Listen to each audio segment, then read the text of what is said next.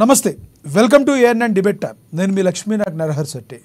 అజ్ఞానాన్ని తొలగించి విజ్ఞానాన్ని పెంచి క్రమశిక్షణను అలవరిచి జీవితంలో అత్యున్నత శిఖరాలకు ఎదిగేందుకు దోహదపడేవి గురుకులాలు. తెలంగాణలోని గురుకుల విద్యార్థులు ఇప్పుడు అనేక ఇబ్బందులు ఎదుర్కొంటున్నారు. దాదాపు 10 నెలల నుండి ప్రభుత్వ గురుకులాల ప్రైవేటు భవంతులకు అద్దె సరిగా చెల్లించడం లేదని తెలంగాణ వ్యాప్తంగా పలు చోట్ల భవన యజమానులు గురుకులాలకు తాళాలు వేశారు. తొంగతుర్తి, బెల్లంపల్లి, తాండూర్, భూపాలపల్లి, వరంగల్, హుజూరాబాద్ వంటి పలు చోట్ల ప్రభుత్వ గురుకుల పాఠశాలకు తాళాలు వేశారు. దసరా సెలవులు ముగించుకొని పాఠశాలలకు చేరుకున్న విద్యార్థులకు తాళాలు వేసిన గేట్లు దర్శనమిచ్చాయి. కాంగ్రెస్ పార్టీ అనాలోచిత నిర్ణయాలు విద్యార్థుల పాలిట శాపంగా మారాయని, ఈ విద్యా సంవత్సరం మధ్యలో 6200 మంది గురుకుల టీచర్లను తొలగించినందున ఉపాధ్యాయ దినోత్సవం రోజే విద్యార్థులు రోడ్డెక్కాల్సిన పరిస్థితి దాపరించిందని, రేవంత్ సర్కార్ అజ్ఞానంతో నిరుపేదలకు విద్యావకాశాలు దూరం చేస్తున్నారని బీఆర్ఎస్ నేతలు కేటీఆర్, హరీష్ రావులు ఘాటుగా వ్యాఖ్యానిస్తున్నారు. గురుకుల పాఠశాలకు సంబంధించిన బకాయిలను చెల్లించేందుకు తమ ప్రభుత్వం సిద్ధంగా ఉందని, దీన్ని బీఆర్ఎస్ నేతలు రాజకీయం చేయొద్దంటున్నారు కాంగ్రెస్ నేతలు. అసలు ఈ పాపం ఎవరిది?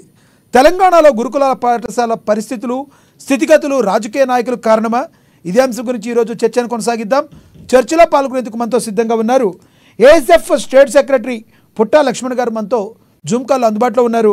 అదేవిధంగా సీనియర్ జర్నలిస్ట్ సంజయ్ గారు మనతో జూమ్ కాల్ అందుబాటులో ఉన్నారు. అదేవిధంగా SFI state joint secretary Ashok Reddy గారు మనతో స్టూడియోలో అందుబాటులో ఉన్నారు. ముందుగా మనం SFI state joint secretary Ashok Reddy గారితో మాట్లాడదాం. అశోక్ రెడ్డి గారు, గుడ్ ఈవినింగ్ అండి. అశోక్ రెడ్డి గారు, ప్రస్తుత పరిస్థితులకి ప్రధాన కారణం ఏమంటారు గురుకుల పాఠశాలకి? ఈరోజు గురుకుల పాఠశాలల్లో అంటే ఇప్పుడు ఇది గురుకుల పాఠశాలకు తాళం ఇస్తున్నారని చెప్పి ఇప్పుడు వచ్చింది. ఇదే కాకుండా మనం ఇందాక మీరు మాట్లాడేటప్పుడే గురుకుల ఈరోజు టీచర్స్ డే రోజు కొన్ని వందల టీచర్లను ఈరోజు తీసేసారు. టీచర్స్ డే రోజు విద్యార్థులు రోడ్ ఎక్కిరని మనం చెప్తా ఉన్నాం. కాంగ్రెస్ ప్రభుత్వం అధికారంలోకి వచ్చిన తర్వాత ఇది గురుకులాలకు సంబంధించి ఒక రెండోసారి. ఇదే కాకుండా ఈరోజు బీఆర్ఎస్లో ఉన్నటువంటి మంత్రులు ఎవరైతున్నారో, ఎమ్మెల్యేలు ఎవరైతున్నారో వాళ్ళు ఏమని చెప్తా ఉన్నారు, ఈరోజు గురుకులాలకు సంబంధించిన దాన్ని పట్టించుకుంటలేరని చెప్పి ఈరోజు బీఆర్ఎస్లో ఉన్న వాళ్ళు చెప్తున్నారు. మేము అడుగుతుంది ఏంటంటే, ఈరోజు బీఆర్ఎస్ ప్రభుత్వం అధికారంలో ఉన్నప్పుడు ఈరోజు గురుకులాలను తీసుకొని వచ్చి గురుకులాలకు ఒక పెద్దపీట వేస్తామని చెప్పి విద్యార్థులకు నాణ్యమైనటువంటి విద్యను అందిస్తామని చెప్పారు. కానీ ఈరోజు ఈ పాపము ఎవరిది అని అంటే ఖచ్చితంగా చెప్పాల్సింది ఈరోజు బీఆర్ఎస్ ప్రభుత్వంలో అధికారంలో ఉన్నప్పుడు బీఆర్ఎస్ పార్టీ నాయకులదే. ఎందుకోసం అని అంటే ఈరోజు కాంగ్రెస్ ప్రభుత్వం అధికారంలోకి వచ్చి 11 నెలలు అవుతున్నా ఈరోజు గురుకులాలను పట్టించుకున్నటువంటి పరిస్థితి ఉంది. అంటే ఏ ప్రభుత్వం అధికారంలోకి వస్తే ఆ ప్రభుత్వాలు ఈరోజు విద్యకు సరైనటువంటి దాన్ని ఇవ్వకపోవడం వల్ల ఈరోజు విద్యార్థులు ఈరోజు 10 నెలల పాటు ఈరోజు రెంటు కట్టలేదని చెప్పి ఈరోజు వాళ్ళు తాళం వేస్తున్నటువంటి పరిస్థితి ఉంది. ఈరోజు వాళ్ళు తాళం వేసేటప్పుడు కూడా అవి ఎవరైతే భవన యాజమాన్యాలు ఎవరైతే ఉన్నారో వాళ్ళు ఆలోచించాల్సినటువంటి అవసరం ఉంది. అంటే ఈరోజు వాళ్ళు 10 నెలలు కట్టకపోతే వాళ్ళు ప్రభుత్వానికో ఈరోజు ప్రభుత్వంలో ఉన్నటువంటి కాంగ్రెస్ వాళ్ళ అధికారులతో వాళ్ళతో మాట్లాడుకోవాలి. కానీ ఈరోజు తాళాలు వేసి ఈరోజు తల్లిదండ్రులను విద్యార్థులని రోడ్డు మీద పడేయడం అనేది ఈరోజు కరెక్ట్ కాదని చెప్పి మేము చెప్తా ఉన్నాము. ఈరోజు కాంగ్రెస్ ప్రభుత్వం అధికారంలోకి వచ్చిన తర్వాత రేవంత్ రెడ్డి ఏమని చెప్పిండు, ఈరోజు బీఆర్ఎస్ ప్రభుత్వంలో విద్యను సరిగా పట్టించుకోలేదు, ఈరోజు మేము కాంగ్రెస్ ప్రభుత్వం మాకు అధికారంలో వస్తే మేము విద్యను మంచిగా విద్యకు సరిపడిన నిధులు పెట్టి ఈరోజు గురుకులాలను కానీ ఈరోజు అన్ని రకాల దాన్ని పట్టించుకుంటామని చెప్పి ఈరోజు కాంగ్రెస్ ప్రభుత్వం చెప్పింది. కానీ ఇప్పటికీ మనం చూసుకున్నట్టు దీన్ని అన్నిటికీ కారణం ఇప్పటి వరకు విద్యాశాఖ మంత్రి లేకపోవడం అని చెప్పి ఈరోజు మేము చెప్తా ఉన్నాము. ఈరోజు భవన యాజమాన్యాలు ఎవరైతే ఉన్నారో ఈరోజు బీసీ గురుకులాలు కానీ మైనార్టీ గురుకులాలు ఈరోజు ఎక్కువగా ఈరోజు తాళాలు వేసినటువంటి పరిస్థితి ఉంది. ఇందాక మీరు చెప్పినట్లు అదేవిధంగా మంచిర్యాలలో కానీ ఇట్లాంటి ఏరియాలలో చాలా గురుకులాలు ఈరోజు తాళాలు వేసినటువంటి పరిస్థితి రెంట్ కట్టకపోవడం వల్ల.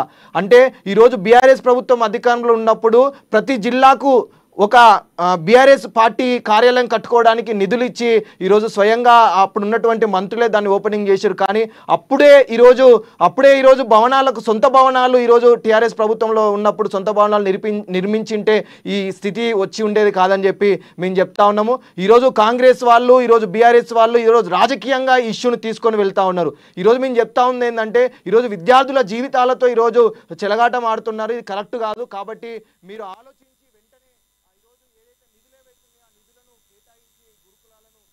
తెరిపించే విధంగా చూడాలని చెప్పి మేము చెప్తా ఉన్నాం. రైట్ అశోక్ రెడ్డి గారు, మనతోటి ఏఎస్ఎఫ్ స్టేట్ సెక్రటరీ పుట్టా లక్ష్మణ్ గారు ఉన్నారు, ఆయనతో మాట్లాడదాం. లక్ష్మణ్ గారు, గుడ్ ఈవినింగ్ అండి. లక్ష్మణ్ గారు చెప్పండి. Good evening. వినిపిస్తున్న వాయిస్? ఎస్ వినబడుతుంది. లక్ష్మణ్ గారు, గురుకులాలకు తాళాలు వేసిన పరిస్థితులకి ప్రధాన కారణం ఏంటంటారు? వాస్తవానికి రాష్ట్ర వ్యాప్తంగా ఉన్నటువంటి గురుకులాలు దాదాపు 700 పైచిలకు భవనాల్లో అద్దె భవనంలో ఉంటున్న పరిస్థితి రాష్ట్రంలో ఉన్నది. వాస్తవానికి నిన్న జరిగిన ఘటన సభ్య సమాజం తలదించుకున్నటువంటి పరిస్థితి. ఈరోజు అధికారంలో ఉన్నటువంటి కాంగ్రెస్ ప్రభుత్వం యొక్క వైఫల్యం వలన ఈరోజు ఏదైతే ఈ అద్దె భవనం సంబంధించినటువంటి వీళ్ళు తాళాలు వేసిన పరిస్థితి, ఈ తాళాలు వేసిన పరిస్థితిని ఏఐఎస్ఎఫ్ గా తీవ్రంగా ఖండిస్తున్నాం. ఎందుకంటే ఇది సరైన పద్ధతి కాదని చెప్పేసి మేము భావించినాము. విద్యార్థులకు అన్యాయం చేయొద్దు. అక్కడ ఉన్నటువంటి వాళ్ళ సమస్యల పరిష్కారం కోసం సంబంధిత అధికారుల దగ్గరికి, ప్రభుత్వ అధికారుల లక్ష్మణ్ గారు తప్ప. ఎస్ లక్ష్మణ్ గారు, ఇక్కడ ఎవరైతే తాళాలు వేశారో అది 100% కరెక్ట్ కాదు విద్యార్థుల భవిష్యత్తు కోసం. కానీ ఈ భవన యజమానులు ఎవరైతే ఉన్నారో వాళ్ళకి 10 నెలల నుంచి వాళ్ళకి అద్దెలు అందట్లేదు అంటున్నారు. అద్దెలు అందకపోవడానికి ప్రధానమైన కారణం ఎవరంటే బీఆర్ఎస్ పార్టీ, కాంగ్రెస్ పార్టీ ఒకరి మీద ఒకరు మాట్లాడుకుంటున్న పరిస్థితి. ఇది రాజకీయ రంగు పులుముకుందనుకోవాలా? విద్యార్థుల భవిష్యత్తు గురించి ఎవరు ఆలోచించట్లేదు అనుకోవాలా? ఏమనుకోవాలి దీని గురించి? వాస్తవం ఈరోజు గత బీఆర్ఎస్ ప్రభుత్వం కానీ నేటి కాంగ్రెస్ ప్రభుత్వం కానీ వీరెవరు కూడా విద్యార్థుల సంక్షేమం కోసం, విద్యార్థి అభివృద్ధి కోసం ఆలోచన చేస్తున్నది స్పష్టంగా అర్థమవుతున్నది. ఈరోజు గత బీఆర్ఎస్ ప్రభుత్వం ఉన్నప్పుడే దాదాపు 600 పైచిలుకున్నటువంటి అద్దె భవనాల్లో ఈరోజు విద్యా సంస్థలు కొనసాగించారు. ఎందుకు ఆ రోజు ఉన్నటువంటి ప్రభుత్వము మీకు చిత్తశుద్ధి ఉంటే మీరు ఎందుకు సొంత భవనాలు నిర్మించలేదు? ఎందుకు అద్దె భవనాలు పెట్టి మీరు కిరాయిలు చెల్లించినారు? అంటే ఈ రోజు గత ప్రభుత్వం విద్యార్థులు పట్టించుకోలేదు, గురుకులాల సమస్యలు పట్టించుకోలేదు. కాబట్టి ఈ రోజు ఆనాడు జరిగినటువంటి ఎన్నికల్లో కాంగ్రెస్ ప్రభుత్వం కాంగ్రెస్ ఏం చెప్పింది ఎన్నికల హామీలో? మేము అధికారంలోకి వస్తే విద్యారంగ సమస్యలు పరిష్కరిస్తాము, గురుకులాల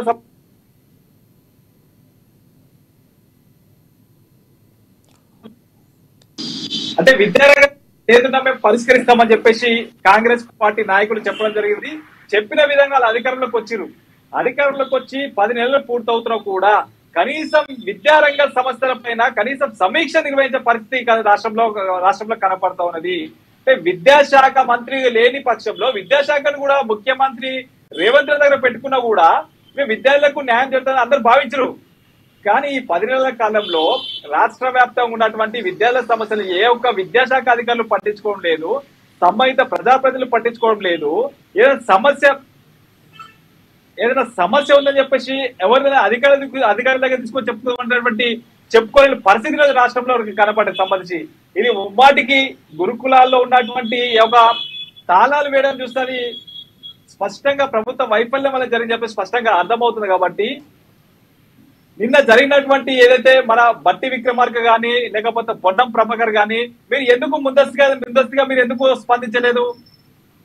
ఈరోజు అదే గురుకులాల్లో ఎన్నో రకాల సమస్యలు ఎదుర్కొంటున్నారు. విద్యార్థులు స్వచ్ఛందంగా రోడ్ల మీదకి వచ్చి రాస్తారోకలు, ధర్నాలు చేస్తున్నారు. అంటే అప్పుడు మీకు సమస్యలు కనపడలేదా? మీరు ఎన్నికల్లో ఏం చెప్పారు? ఎన్నికలు చెప్పిన విధంగా మీరు అధికారులకు వచ్చిన ఎందుకు దాని మీద ఎందుకు స్పందించలేదు? ఎందుకు సమస్యలు పరిష్కరించాలని ప్రశ్నిస్తున్నాము. ఇంకో విషయం, చాలా దారుణమైన విషయం ఏంటంటే గురుకులాల్లో 8 సంవత్సరాలుగా మెస్ ఛార్జీలు పెంచలేదండి. మరి దీనికి ఎవరు బాధ్యత వహించారు సంబంధించి? గత ప్రభుత్వం యొక్క తప్పిదాలు ఉన్నది. తప్పిదాలను విద్యార్థులు తీసుకుపోయి సంబంధించి ఈ రోజు సంబంధించినటువంటి అధికారులు కాంగ్రెస్ ప్రభుత్వంలో అదే పద్ధతిలో వ్యవహరిస్తా ఉన్నది. అంటే సరైన పద్ధతి కాదని చెప్పేసి మేము భావిస్తున్నాం. కాబట్టి ఏదేమైనా రాష్ట్ర వ్యాప్తంగా ఉన్నటువంటి గురుకుల సమస్యలు కానీ ఇతర విద్యారంగ సమస్యలు కానీ వెంటనే పరిష్కరించే విధంగా చర్యలు తీసుకోవాలని చెప్పేసి కాంగ్రెస్ ప్రభుత్వాన్ని డిమాండ్ చేస్తా ఉన్నాం. రైట్, మళ్ళీ వస్తాను సార్ మీ దగ్గరికి. మీరు లైన్లోనే ఉండండి, మళ్ళీ వస్తాను. మనతోటి సీనియర్ జర్నలిస్ట్ సంజయ్ గారు జూమ్ కాల్లో అందుబాటులో ఉన్నారు, ఆయనతో మాట్లాడదాం. సంజయ్ గారు, గుడ్ ఈవినింగ్ అండి. Good evening. Sanjay garu, BRS party Congress party మీద, కాంగ్రెస్ పార్టీ బీఆర్ఎస్ మీద ఒకళ్ళ మీద ఒకళ్ళు రాజకీయంగా మాట్లాడుకుంటున్నారు తప్పితే విద్యార్థులను గాలికి వదిలేశారని చెప్పి ఏఎస్ఎఫ్ నాయకులు కానీ ఎస్ఎఫ్ఐ నాయకులు కానీ మాట్లాడుతున్న పరిస్థితి, దీనిలో వాస్తవం ఉందంటారా? ఉంది. ఏదైతే విద్యార్థి సంఘాలు ఆరోపిస్తున్నాయో దాన్ని తప్పనిసరిగా మనం అంగీకరించాలి. ఎందుకంటే ప్రభుత్వాలు కూడా ఎప్పుడు కూడా ప్రజలకి అధికారంలోకి వచ్చిన తర్వాతకి ప్రజలకి విద్య, వసతి, వైద్యాన్ని ఈ మూడింటి పైన తప్పనిసరిగా వాళ్ళు బాధ్యత తీసుకొని ప్రజా ప్రయోజనాల కోసం వాళ్ళు పాటుపడాల్సిన అవసరం ప్రతి ప్రభుత్వానికి ఉంటుంది. ఇందులో ప్రధానంగా చూసుకుంటే వైద్యాన్ని చూసుకోవాలి, అదే విధంగా విద్యను కూడా చూసుకోవాలి. ఏదైతే బృహత్తర కార్యక్రమంగా ఏదైతే ప్రారంభించారో తెలంగాణ వ్యాప్తంగా దాదాపు 2022 నుంచి ప్రారంభించిన దాదాపు 981 దాకా గురుకులాలు ఉన్నాయి. ఈ గురుకులాలన్నీ కూడా ఏదైతే సాంఘిక సంక్షేమ గురుకులాలు కావచ్చు, లేకుంటే ఏదైతే ఎస్సీ ఎస్టీ గురుకులాలు కావచ్చు, ఏదైనా సరే కానీ వాళ్ళకి కనీస వసతులు, సౌకర్యాలు, విద్యను అందించాల్సిన బాధ్యత ప్రభుత్వాలపై ఉంటుంది. ప్రభుత్వాలు మీనామేషాలు లెక్క పెట్టకుండా ఒకరిపై ఒకరు ఆరోపణలు లేకుంటే విమర్శలు చేసుకోకుండా విద్యార్థులకి మంచి చదువును అందించాల్సిన బాధ్యత వారిపై ఉంది. వారిపై ఆ బాధ్యతను మర్చి ఒకరిపై ఒకరు విమర్శలు చేసుకోవటం, అదే విధంగా అసలు విద్యార్థులను గాలి వదిలేయటం అనేది అది చివరికి గురుకులాలకి తాళాలు వేసే పరిస్థితి తీసుకురావడం అనేది ప్రభుత్వ వైఫల్యాలుగానే మనం పరిగణించాల్సి వస్తుంది. విద్యార్థి సంఘాల నాయకులు ఆరోపించడంలో తప్పు లేదను, ఎందుకంటే వారు విద్యార్థులకి కనీస వసతులు ఏర్పాటు చేయాల్సిందిగా, విద్యార్థులకి అయితే వాళ్ళ ఉండే భవనాలకి రెంట్ చెల్లించలేని పరిస్థితుల్లో ప్రభుత్వాలు ఉన్నాయని అంటే అది సిగ్గుసేటుగానే అనుకోవచ్చు. ఎందుకంటే ఇప్పుడు గత ప్రభుత్వాలు ఎన్ని పెండింగ్ బకాయిలు పెట్టాయి అనేది కాదు, కానీ వచ్చిన ప్రభుత్వం అయినా సరే దాన్ని సీరియస్ గా తీసుకొని దాని మీద ఏది ఒక కమిటీని వేయించడం. సంజయ్ గారు చెప్పండి, గత ప్రభుత్వం ఏదైతే చేసిందో తప్పులు, దాన్ని కాంగ్రెస్ ప్రభుత్వం మేము చేయడం లేదు, మేము ఎప్పుడూ కూడా ప్రజల కోసం ఉన్నాము, మేము విద్యార్థులకి వాళ్ళకి చదువు ఇవ్వడానికి మేము అంకిత భావంతో చిత్తశుద్ధితో ఉన్నామని పొన్నం ప్రభాకర్ మాట్లాడుతున్నారు. అదేవిధంగా బట్టి విక్రమార్క కూడా ఎటువంటి పరిస్థితుల్లో అధికారులందరూ కూడా విద్యార్థులకు ఎటువంటి ప్రాబ్లమ్స్ రాకుండా చూసుకోవాల్సిన బాధ్యత మీది అని అధికారుల్ని హెచ్చరించడం జరిగింది. అసలు లోపం ఎక్కడ జరిగిందంటారు? ఇప్పటి వరకు కూడా విద్యాశాఖ మంత్రి లేకపోవడం కూడా ఒక ప్రధానమైన లోపంగా అనుకోవచ్చా? తప్పనిసరిగా అనుకోవాలి. ఎందుకంటే ఒక ప్రభుత్వం ఏర్పడిన తర్వాతకి, ఒక ప్రభుత్వం అధికారంలోకి వచ్చిన తర్వాతకి ప్రతి శాఖని సమన్వయం చేసుకోవాల్సిన బాధ్యత ప్రభుత్వంపై ఉంటుంది. ఒక శాఖకి ఒక మంత్రి లేకపోవటం, అంతేకాకుండా ఒక శాఖకి మంత్రి లేకపోవడం వల్ల అధికారులు ఏ అధికారులతో సమన్వయం చేసుకుంటారు? ఏ అధికారులు గురుకులాలు కావచ్చు, లేకుంటే సంక్షేమ హాస్టళ్లు కావచ్చు, లేకుంటే విద్యకు సంబంధించిన వాళ్ళకి కావాల్సిన పాలసీలు కావచ్చు, ఎవరు నిర్ణయాలు తీసుకుంటారు? ఎవరు విద్యార్థులను పట్టించుకునే పరిస్థితి ఉండేది? 10 నెలలుగా వస్తుంది ప్రభుత్వం ఏర్పాటై.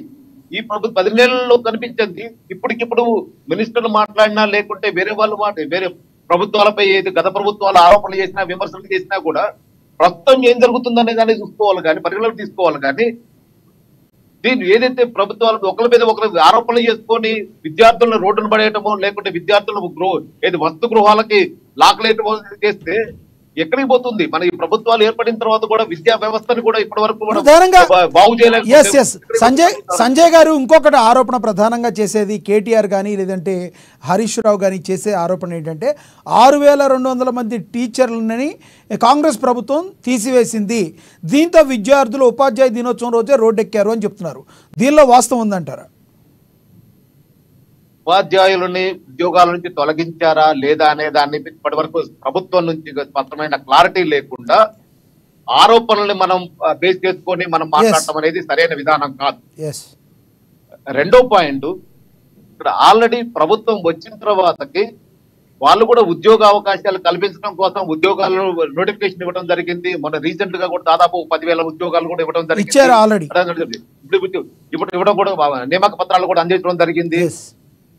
ఓకే, వాటి మీద ఉన్న దృష్టిని ఇది విద్యాశాఖ మీద కూడా పెట్టాల్సిన బాధ్యత ఉంటుంది. ఇప్పుడు ఇందాక మన ఏఎస్ఎఫ్ మన మిత్రులు మాట్లాడారు, ఏదంటే విద్యార్థులని రోడ్లను పడే పరిస్థితి దాకా తీసుకొస్తున్నారని అంటే ఆటోమేటిక్ గా ప్రభుత్వం, అధికారంలో ఉన్న ప్రభుత్వం ఏం చేస్తుంది? మీనామేషాలు లెక్క పెట్టుకుంటాడు. ఇప్పుడు అదేదో గత ప్రభుత్వం ఇది విమర్శలు చేస్తుంది, దీని మీద ప్రస్తుత ప్రభుత్వం మీద విమర్శలు చేస్తుంది, విద్యాశాఖను పట్టించుకోవట్లేదు, విద్యాశాఖను అదే ఎవరు దారిని పడేస్తారు, రోడ్డును పడేస్తారని ఆరోపణలు చేస్తున్నారండి. మీరు చేసిన బకాయిలు కావచ్చు, లేకుంటే ఇప్పుడు ప్రభుత్వం ఏర్పడిన తర్వాత పొన్నం ప్రభాకర్ గారు చెప్పారు బకాయిలన్నింటినీ కూడా చెల్లించడానికి ప్రభుత్వం చిత్తశుద్ధిని మేము చెల్లిస్తామని చెప్తున్నారు. అదే సరైన విధానమే. మంత్రి బాధ్యతాయుతంగా మేము బకాయిలను చెల్లిస్తామని అన్నప్పుడు దాన్ని సమన్వయం చేసుకొని విద్యార్థులను కోఆర్డినేట్ చేసుకుంటూ విద్యార్థులకి మంచి వసతులు కల్పించాలి, విద్యార్థులకు ఎటువంటి లోటుపాట్లు లేకుండా వాళ్ళు చూసుకోవాల్సిన బాధ్యత మంత్రి తీసుకున్నాడు అని చెప్తున్నారు. కానీ ఏ మేరకు చేశారనేది ఇప్పుడు ఒక విద్యాశాఖ అధికారులను ఒక కమిటీను ఏర్పాటు చేసేసి వాళ్ళు సమన్వయం చేసుకుంటూ ఆ బకాయిలను చెల్లిస్తుంటూ విద్యార్థులందరూ కూడా వసతులు అందిస్తున్న పక్షంలో ఇప్పుడు మళ్ళీ గత ప్రభుత్వాల మీదనో లేకుంటే గత ప్రభుత్వాలు ఈ ప్రస్తుత ప్రభుత్వం మీద విమర్శలు చేసుకుంటూ పోటీ దీన్ని రోడ్డును పడేసి విద్యార్థులను గాలిని పడేయడం రోడ్డును పడేయడం అనేది అది సరైన విధానం కాదనేది నా అభిప్రాయం. ఎందుకంటే రాష్ట్రంలో దాదాపు 980 గురుకులాలు ఉన్నాయి. 980 గురుకులాల్లో దాదాపు 100 మంది గురుకులానికి 100 మంది వేసుకున్నా కానీ దాదాపు 9,000 మంది దాకా వస్తారు. సో వీళ్ళందరూ అడిగిపోతారు, దాదాపు 1000 మంది అడిగిపోతారు. మళ్ళీ వస్తాను మీ దగ్గరికి సంజయ్ గారు. మనం ఒకసారి అశోక్ గారితో మాట్లాడదాం. అశోక్ రెడ్డి గారు, ఇప్పుడు నెక్స్ట్ మీ కార్యాచరణ ఎలా ఉండబోతుంది? అంటే సార్ ఇప్పుడు ఈ కాంగ్రెస్ ప్రభుత్వంలో ఉన్నటువంటి పొన్నం ప్రభాకర్ గారిని బట్టి విక్రమార్క గారు నిన్న మాట్లాడుతూ ఈరోజు భవన యాజమాన్యాలకు సంబంధించినటువంటి రెంట్ ఏదైతుందో ఆ రెంట్ని మేము చెల్లిస్తామని చెప్పి ఈరోజు నిన్న చెప్తా ఉన్నటువంటి పరిస్థితి ఉంది. అంటే ఈరోజు కాంగ్రెస్ ప్రభుత్వం వచ్చి 11 నెలలు అవుతున్నా ఈరోజు 10 నెలల నుంచి ఈరోజు కట్టాలన్న ఈరోజు ప్రభుత్వానికి లేదా అని చెప్పి మేము ప్రశ్నిస్తూ ఉన్నాం. అంటే ఈరోజు విద్యార్థులు కానీ ఈరోజు భవన యాజమాన్యాలు కానీ రోడ్డు మీదకి వచ్చి ఈరోజు న్యూస్లో వస్తే మాత్రమే ఈరోజు ఈ కాంగ్రెస్ ప్రభుత్వం స్పందిస్తుందని చెప్పి మేము అడుగుతా ఉన్నాము. ఈ కాంగ్రెస్ ప్రభుత్వంలో ఉన్నటువంటి వాళ్ళు ఇప్పుడు ఏదైతే ఈరోజు గురుకులాలకు సంబంధించిన ఏవైతున్నాయో వీటన్నిటి సమస్యలను పరిష్కరించేంత వరకు మేము ఎస్ఎఫ్ఐగా నిరంతరం మేము ఫైట్ చేస్తామని చెప్పి. అశోక్ గారు, ఇక్కడ ప్రధానంగా మనం చూసుకోవాల్సింది ఏంటంటే అధికారులు అనేవాళ్ళు ఉంటారు కదా, రాజకీయ నాయకులకి విద్యార్థులకి మధ్యలో అధికారులు అనేవాళ్ళు ఉంటారు కదా. ఈ అధికారులు ఏం చేశారు? ఇప్పుడు మీరు ఎస్ఎఫ్ఐ వాళ్ళు, ఇప్పుడు మీరు కూడా ఎస్ఎఫ్ఐ కానీ ఏఎస్ఎఫ్ఐ కానీ మీ విద్యార్థి సంఘాలు 10 నెలలు అయిపోయిన తర్వాత కట్టలేదని మరి మీ దాకా ఇప్పుడు వచ్చి ఉండొచ్చు. గతంలో ఎందుకు అద్దె భవనాలకి రెంట్లు చెల్లించలేదని మీరేమైనా అధికారుల దృష్టికి తీసుకువెళ్ళడం జరిగింది అంతకుముందు? సార్, ఇందాక మీరు అన్నట్లు దీనికి ప్రధానమైనటువంటి ఏంటిదనంటే దానికి విద్యాశాఖకు సరిపడినటువంటి మంత్రి లేకపోవడమే దీనికి ప్రధానమైనటువంటి కారణం. ఎందుకోసం అనంటే ఈరోజు ఎస్ఎఫ్ఐగా మాకు ఇప్పుడు కాదు వచ్చింది, దాదాపు మేము కాంగ్రెస్ ప్రభుత్వం అధికారంలోకి వచ్చిన తర్వాత నుంచి ఈరోజు గురుకులాలకు సమస్యలు చాలా విపరీతంగా పెరుగుతున్నాయని చెప్పి ఈరోజు మనం చూసుకున్నట్లయితే వారానికి ఒకసారి ఒక గురుకులాల్లో ఫుడ్ పాయిజన్ అయ్యి విద్యార్థులు చనిపోతున్నటువంటి పరిస్థితి ఉంది. ఇప్పటికీ తెలంగాణ కాంగ్రెస్ ప్రభుత్వం అధికారంలోకి వచ్చినప్పటి నుంచి ఇప్పటి వరకు దాదాపు 39 మంది విద్యార్థులు ఈరోజు సూసైడ్ చేసుకొని చనిపోయినటువంటి పరిస్థితి గురుకులాల్లో ఉంది.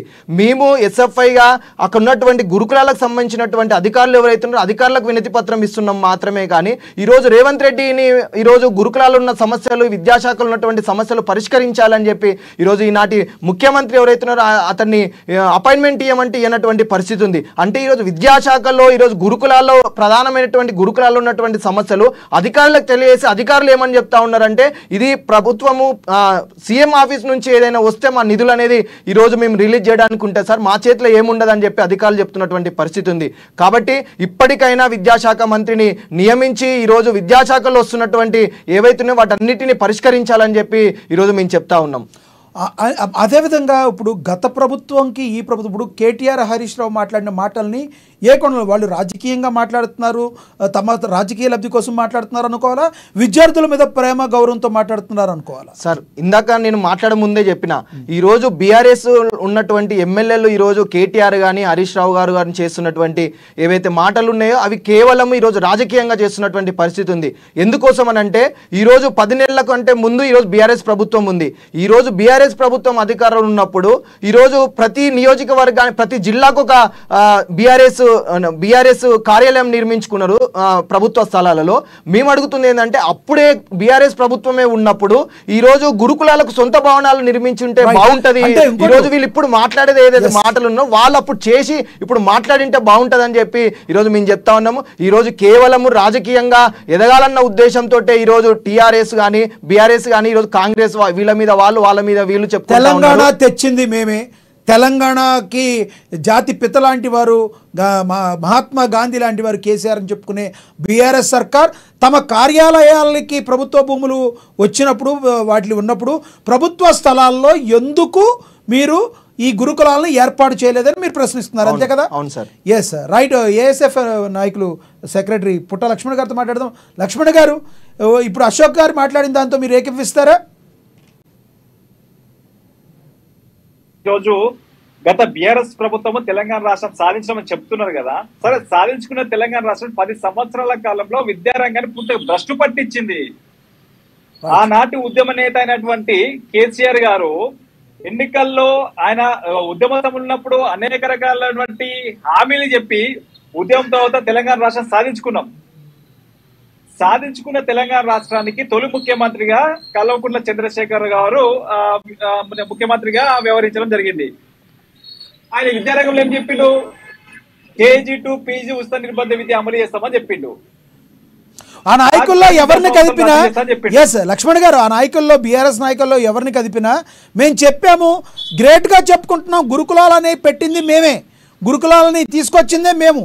తీసుకొచ్చిన తర్వాత ప్రభుత్వం మారాక గురుకులాలని పట్టించుకున్న పాపన కాంగ్రెస్ పార్టీ లేదని కాంగ్రెస్ పార్టీని కార్నర్ చేస్తున్నట్టుగా మనకి అనిపించడం లేదా? ఇక్కడ చిన్న విషయం ఒకసారి మీరు ఆలోచించాలండి. ఈరోజు బీఆర్ఎస్ ప్రభుత్వం అధికారంలోకి వచ్చిన తర్వాత అప్పుడు ప్రభుత్వ పాఠశాలలు ఉన్నాయి కదా, సాంఘిక సంక్షేమ హాస్టల్ ఉన్నాయి కదా, మరి వాటిని బలోపేతం చేయకుండా, అంటే మా ప్రభుత్వం వచ్చినప్పుడు మేము కొత్తగా ఒక విద్యా సంస్థలకు విద్యార్థులకు కొత్త రకంగా నూతనంగా మేము ఒక విద్యార్థిని తీసుకొచ్చిన గొప్పలు చెప్పుకోవడానికి గురుకులాలు ఏర్పాటు చేసిరు. కానీ ఆ గురుకులాల సమస్యలు మాత్రం ఏనాడు పరిష్కరించలేదు. చిత్తశుద్ధి లేదంటారు. మీరు ఎందుకు చిత్తశుద్ధి లేదు? ఎందుకు మీరు 600 పైసలుకున్నటువంటి అద్దె భవనాలు పెట్టి నిర్మించే అద్దె భవనాలు ఎందుకు నడిపించినారు? మీకు నిజంగా చిత్తశుద్ధి ఉంటే సొంత భవనాలు నిర్మించేది ఉండే. మీ సొంత భవనాలు నిర్మించరు, గురుకులాల సమస్యలు పరిష్కరించరు. కేవలం ఎన్నికల్లో మీరు లబ్ధి పొందడానికి గురుకులాలను నిర్మించడము, గురుకులాల వ్యవస్థ తీసుకొచ్చడము, పేద విద్యార్థులకు నాణ్యమైన విద్యను అందిస్తున్నాము, సన్న బియ్యంతో అన్నం పెడుతున్నామని చెప్పేసి గొప్పలు చెప్పుకోవడానికి గురుకులాలు తీసుకొచ్చిన పరిస్థితి ఆనాటి బీఆర్ఎస్ ప్రభుత్వంది. మీరు నిజంగా విద్యార్థుల పట్ల, విద్యార్థి సంక్షేమం పట్ల, వారి అభివృద్ధి పట్ల మీకు చిత్తశుద్ధి ఉంటే ఎందుకు మీ పెండింగ్ లో ఉన్నటువంటి స్కాలర్షిప్లు పెండింగ్ పెట్టిరు? విద్యారంగ సమస్యలు ఎందుకు పెండింగ్ లో పెట్టిరు? ఎందుకు విద్యార్థి సమస్యలు పరిష్కరించలేదు? ఇవన్నీ చేయలేదు కాబట్టి ఈరోజు కాంగ్రెస్ ప్రభుత్వం ఏం చేస్తామని చెప్పి అధికారంలోకి వచ్చింది కదా. కానీ నేను నూతనంగా వచ్చిన కాంగ్రెస్ ప్రభుత్వం కూడా గత ప్రభుత్వం చేసిన తప్పులేదు చేస్తా ఉన్నది. ఈరోజు డిగ్రీ PG కళాశాలకు సంబంధించినటువంటి యాజమాన్యాలు స్కాలర్షిప్లు 3 సంవత్సరాల స్కాలర్షిప్లు చెల్లించకపోవడం వల్ల ఈరోజు నిరవధిక బంద్ను ప్రకటించడం జరిగింది. కనీసం వారి గురించి ఆలోచన చేసే పరిస్థితి రాష్ట్రంలో ఉన్నటువంటి మంత్రులు లేరు, ముఖ్యమంత్రి లేరు, అధికారులు లేరు. అరే విద్యార్థులు నష్టపోతారు, అక్కడ ఎవరు స్పందిస్తారు? విద్యార్థులకు ఎవరు న్యాయం చేస్తారు? మరి ఈనాడు కాంగ్రెస్ ప్రభుత్వము ఎందుకు విద్యార్థుల గురించి ఆలోచించదు? రేవంత్ రెడ్డి ఎందుకు విద్యారంగంలో సమీక్ష నిర్వహించరు? అంటే కేవలం ఏంటంటే పై మనం చెప్తూ ఎమ్మెల్యేలు, ఎంపీలు, అదేవిధంగా కలెక్టర్లు ఈరోజు గురుకులాలను సందర్శించాలి, ప్రభుత్వ పాఠశాలను సందర్శించాలని చెప్పేసి కేవలము మాటలకే పరిమితం తప్ప క్షేత్రస్థాయిలో ఒక ఎమ్మెల్యే గాని, ఒక ఎంపీ గాని, ఒక మంత్రి గాని, ఒక కలెక్టర్ గాని ఈరోజు ప్రభుత్వ పాఠశాలలు, ప్రభుత్వ విద్యా సంస్థ సందర్శించిన పరిస్థితి లేదు. అంటే ఇప్పుడు సమస్యలనే మన దృష్టికి వస్తాయి. మీరు నెక్స్ట్ స్టెప్ ఏం తీసుకోబోతున్నారు లక్ష్మణ్ గారు? ఇంకొక విషయం ఈరోజు గురుకులాల్లో ఎంత దారుణమైన పరిస్థితులు ఉన్నాయంటే అందులో చదువుకుంటే పేద విద్యార్థులు ఈరోజు అక్కడ ఉన్నటువంటి సమస్యలతో కొట్టుమిట్టాడుతుంటే కనీసము పట్టించుకునే పరిస్థితులు అక్కడ సిబ్బంది లేరు. కనీసం వాళ్ళ తల్లిదండ్రుల కమిటీల మీటింగ్ పేరెంట్స్ కమిటీ మీటింగ్ లో కూడా పేరెంట్స్ అనేక సమస్యల దృష్టికి తీసుకుపోయినా కూడా కనీసం ఆ సమస్యలు పట్టించుకునే పరిస్థితి లేరు. వాళ్ళు ఏమైనా మామూలు తినడానికి వస్తువులు అంటే పండ్లు కానీ ఇతరులు ఏమైనా తీసుకుపోయినా కూడా వాళ్ళు తినొద్దని ఆంక్షలు పెడుతున్న పరిస్థితి గురుకులాల్లో ఉన్నాయి. ఈ సమస్యల పరిష్కారానికి ఏం చేయాలంటారు? ఎస్ లక్ష్మణ్ గారు, ఈ సమస్యలు పరిష్కారం చేయాలంటే ఏఎస్ఎఫ్ నుంచి మీరు ఏం చెప్తారు అది చెప్పండి ప్లీజ్. మేము ప్రధానంగా చెప్పేది అంటే విద్యార్థులను అడ్డం పెట్టుకొని రాజకీయాలు చేయొద్దని అటు ప్రతిపక్ష పార్టీలకు ఇది అధికార పార్టీ నాయకులు మేము హెచ్చరిస్తా ఉన్నాం. మీకు నిజంగా చిత్తశుద్ధి ఉంటే విద్యార్థుల సమస్యల కోసం పోరాటం చేయండి. కాంగ్రెస్ పార్టీకి చిత్తశుద్ధి ఉంటే వెంటనే విద్యార్థుల సమస్యలు పరిష్కరించే విధంగా పెండింగ్ లో ఉన్నటువంటి స్కాలర్షిప్స్ రియంబర్స్మెంట్ వెంటనే విడుదల చేయండి. గురుకులాల సమస్యలు పరిష్కరించండి. దాంతో పాటు ఈ రాష్ట్రంలో ఉన్నటువంటి ఎక్కడి విద్యారంగ సమస్యలు ఉన్నాయి ఆ సమస్యలపై వెంటనే సమీక్ష నిర్వహించి రేవంత్ రెడ్డి గారు తక్షణమే అధికారులకు ఆదేశాలు ఇచ్చి విద్యార్థులకు న్యాయం చేయాలని చెప్పేసి మేము ప్రధానంగా రాష్ట్ర ప్రభుత్వానికి సూచిస్తున్నాం, హెచ్చరిస్తా ఉన్నాం. రైట్. లేని పక్షంలో ఖచ్చితంగా విద్యార్థులను పెద్ద సమీకరించుకొని రానున్న కాలంలో విద్యారంగ సమస్యలపై పోరాటాలు కొనసాగిస్తామని చెప్పేసి ఈ సందర్భంగా మేము ప్రభుత్వాన్ని డిమాండ్ చేస్తాం. ఎస్ లక్ష్మణ్ గారు మళ్ళీ వస్తాం మీ దగ్గరికి, మీరు లైన్లో ఉండండి. మనకి ఇప్పుడు మనతోటి సంజయ్ గారు ఉన్నారు, జర్నలిస్ట్, ఆయనతో మాట్లాడదాం. సంజయ్ గారు, ఇప్పుడు మీరు మాట్లాడుతున్న మాటలను చూస్తున్నారు. ప్రజెంట్ ఉన్న ఈ గత 4-5 రోజుల నుంచి ఏం జరుగుతుంది, గత 10 నెలల నుంచి ఏం జరిగింది, గతంలో ఏం జరిగిందో కూడా ఒక సీనియర్ జర్నలిస్ట్గా మీకు అవగాహన ఉంది. ఈ విద్యార్థుల యొక్క సమస్యలు పరిష్కారం కావాలన్నా రానున్న రోజుల్లో ఇప్పుడున్న ప్రస్తుత ప్రభుత్వం ఎటువంటి స్టెప్స్ తీసుకుంటే వాళ్ళకి న్యాయం జరిగే అవకాశం ఉందంటారు మీరు? గత ఎన్నికల్లో ఇచ్చిన హామీలను వాళ్ళు అమలు పరిస్తే చాలు, విద్య కావచ్చు, వైద్యం కావచ్చు, సక్రమంగా ప్రతి పౌరుడికి అందే విధంగా ఉంటుంది. ఎందుకంటే ఎన్నికల్లో హామీలు ఇచ్చి ప్రభుత్వం వచ్చింది. విద్యను కావచ్చు లేకుంటే వైద్యాన్ని కావచ్చు మేము ప్రతి పౌరునికి అందించేందుకు మేము మా ప్రభుత్వం పక్షమే అదంటూ ఆల్రెడీ ప్రభుత్వం అధికారంలోకి వచ్చి గవర్నమెంట్ వద్దకు. దీనికి ముందు నేను ఒక విషయం చెప్పాలనుకున్నాను. అశోక్ గారు ఇందాక ఒక మాట అన్నారు, కరెక్ట్.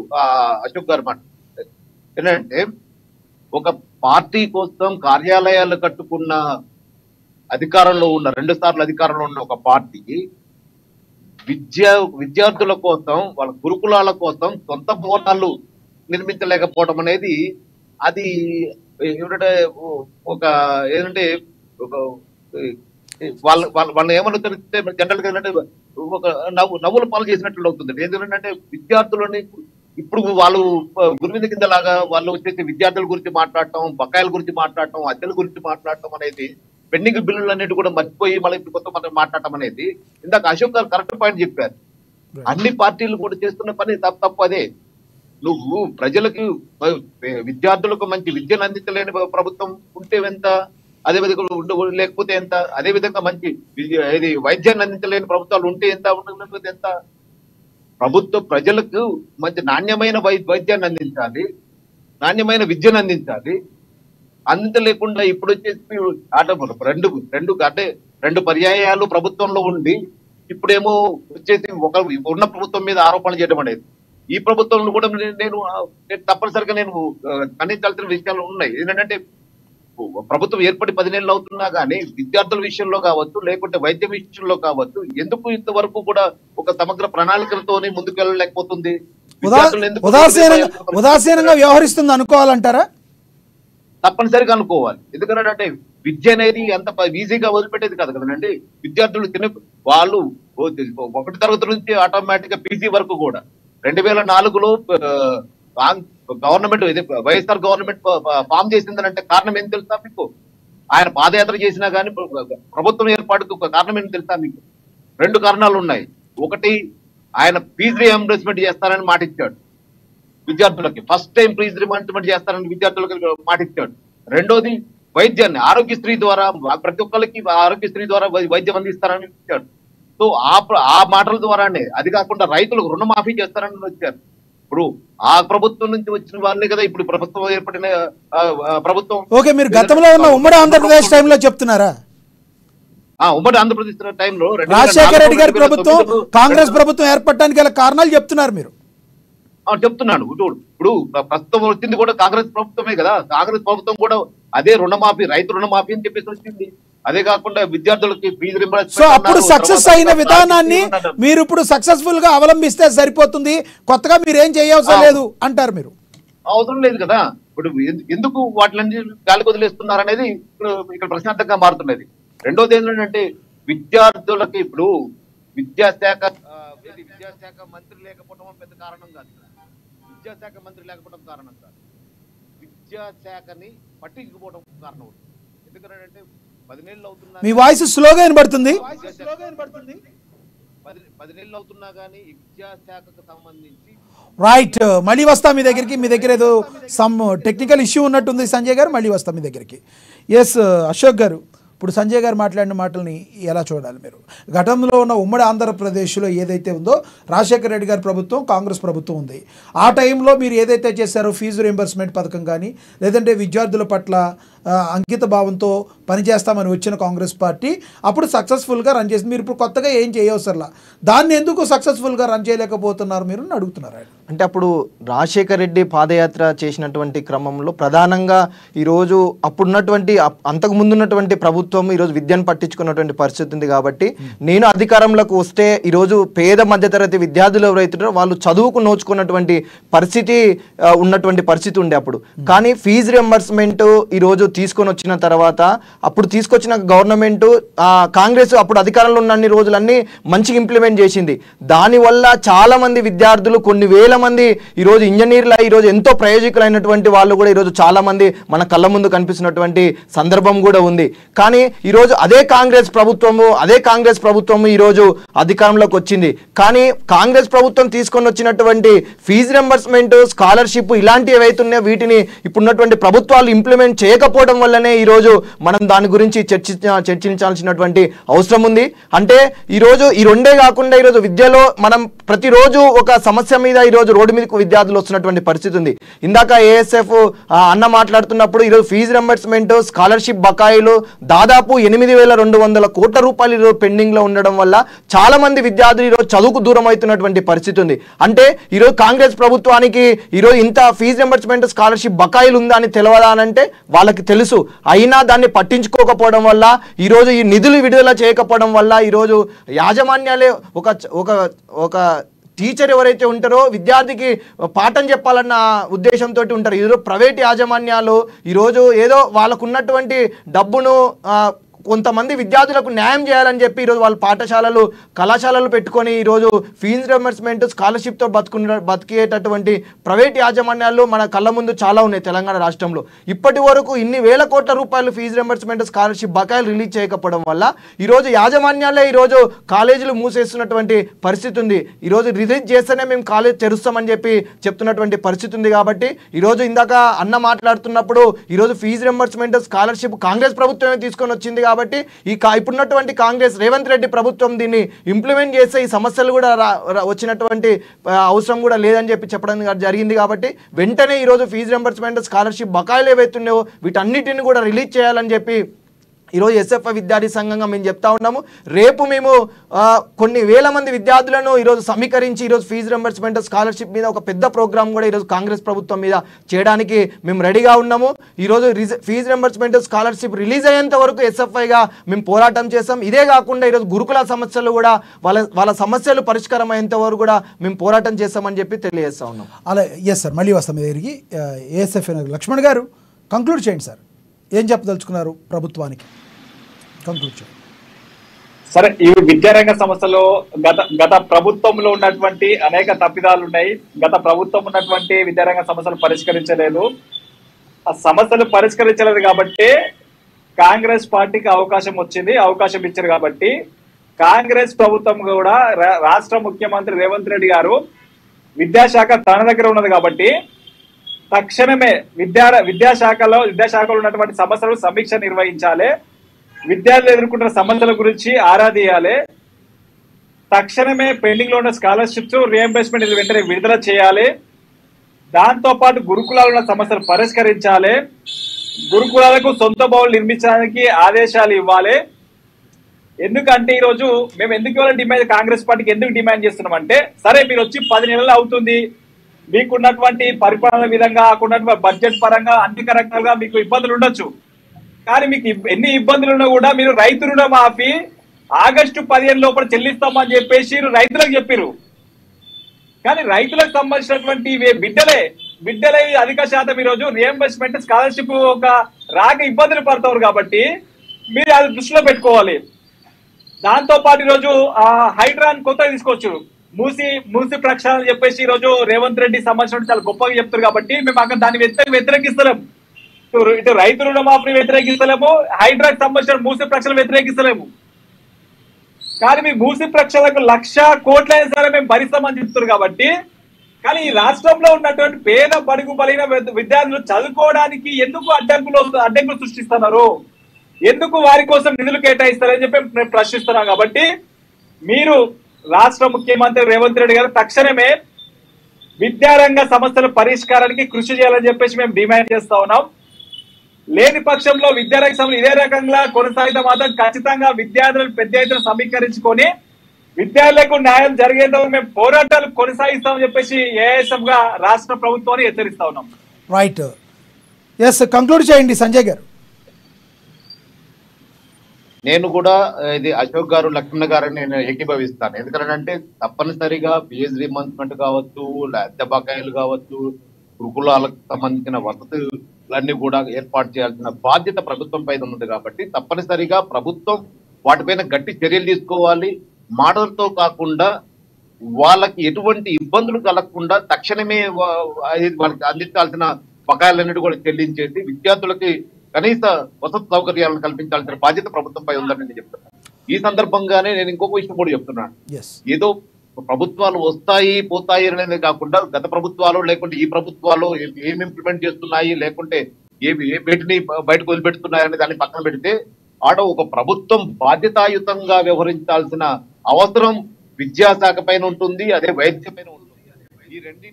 ఈ రెండింటి మీద మాత్రం తప్పనిసరిగా వీళ్ళు తమ బాధ్యతని కరెక్ట్ గా నిర్వహిస్తే వాళ్ళతో శాఖలతో సమన్వయంతో ముందుకెళ్తే బాగుంటుందనేది నా అభిప్రాయం.